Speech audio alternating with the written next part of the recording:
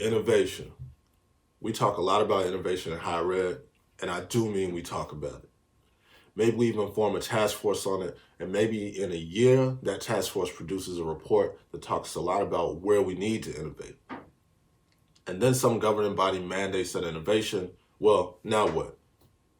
We probably form a committee. I've been on a lot of committees since I entered higher ed, both as a student and as a professional. If there's a committee to solve the graduation rate gap between Black and white students, I've probably been asked to be on it. As an undergrad, I was a community college transfer student, so on paper, I looked like the perfect candidate to represent the student voice on these committees, but my voice only represented one perspective, and as a highly engaged student, it wasn't the perspective of a student the university struggled to support. It's a common mistake. We rely on one typically highly engaged student to represent the range of perspectives and experiences of a large and diverse group of students.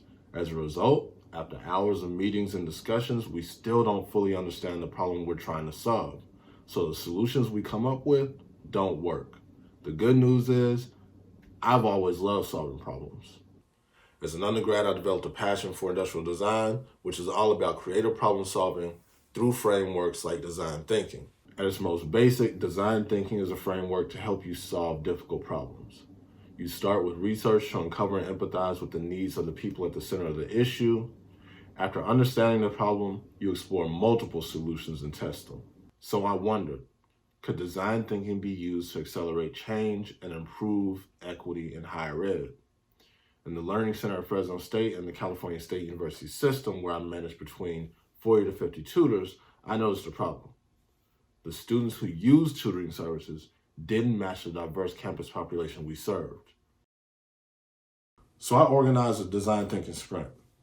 In the research phase, I convinced a colleague and some of our tutors to walk around campus asking students at random a few simple questions. Have you heard of the Learning Center? Do you use it?